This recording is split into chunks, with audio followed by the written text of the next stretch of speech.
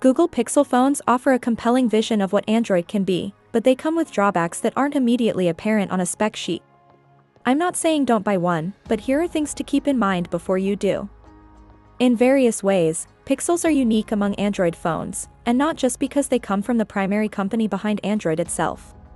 Like with anything, there's small print, and then there's what's left unsaid behind the small print.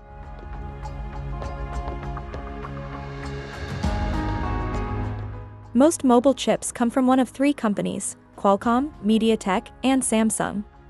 Qualcomm Snapdragon processors power most high-end phones in the US, though newer MediaTek Dimensity chips show they can go toe-to-toe despite MediaTek's dominance over the budget end of the market.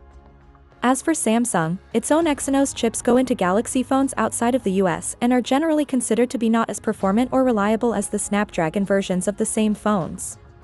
Google Pixel phones use Google's Tensor chip, which until 2025 have been manufactured by Samsung.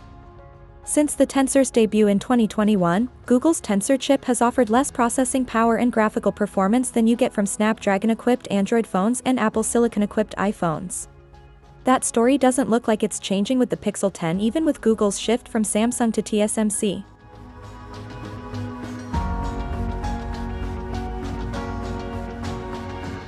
Many Pixel fans buy Google's phones because they see these devices as Android without the bloat. With Nexus phones, back in the day, this was largely true. With Pixels, not so much. When it comes to the interface, Pixel phones do look like stock Android, which is the version you get when you install the parts of Android that are open source without proprietary layers on top. When you access quick toggles, check notifications, or launch apps, using a Pixel at least looks like you're using an unmodified version of Android. But the proprietary code Google adds on top is baked all throughout the Pixel experience. Plus, the phone is filled with Google apps to the point that the phone is actually less useful than other brands if you opt not to sign in. If I were using a Pixel, I would still uninstall all the same apps Google forces other Android OEMs to ship in exchange for access to the Play Store. Google's primary products are all web services, and a Pixel phone is a Google's chance to sell you on as many as it possibly can. This is all largely invisible to people so enmeshed in Google's ecosystem that they would already install all of these same apps anyway, but it can be deeply jarring, even frustrating, to those of us that aren't.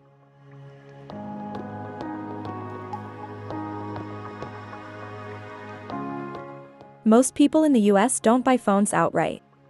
They get whatever deal is available through their carrier, and they also take advantage of trade-in deals. These can be through the carrier, directly with the manufacturer, or via other retailers like Best Buy. No matter which route you go, chances are that a Pixel trade-in won't net you as much credit as a phone from Apple or Samsung. This isn't because a Pixel isn't as good. It has everything to do with the value Pixels have in the market. More people own Apple and Samsung phones by many offers of magnitude, so those brands or phones retailers will have an easier time selling. The market for Pixel phones is significantly smaller, so they'll give you less money for it. That said, a Pixel will still generally be accepted for trade-ins, whereas the same cannot be taken for granted if you're using another brand like OnePlus or Motorola.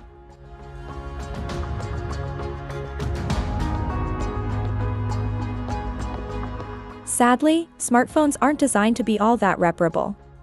This isn't inherently malicious. Companies put more effort into making their phones be more durable than reparable, and there is a degree of trade-off. Regardless, you won't have as easy a time getting Pixel phone repaired as you would with Apple or Samsung. You can get Apple repairs by walking into an Apple store. Galaxy phones are generally reparable at third-party chains like YouBreak-iFix. They're also likely to be supported by smaller repair shops, though you may encounter a greater chance they use unofficial parts, voiding your warranty. This part is more explicitly anti-consumer. Some shops can repair a Pixel, but there is a higher chance you will need to mail the phone back to Google for repairs, especially if you're dealing with one of the more niche models like a Pixel 9 Pro Fold. This means getting your phone back can take weeks instead of hours or days.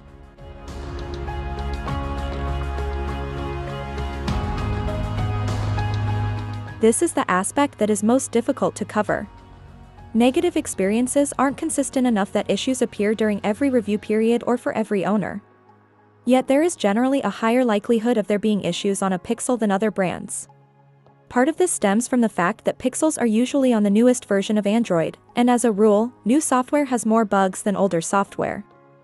There hasn't been enough time spent in the hands of actual users to discover all the quirks and iron them out.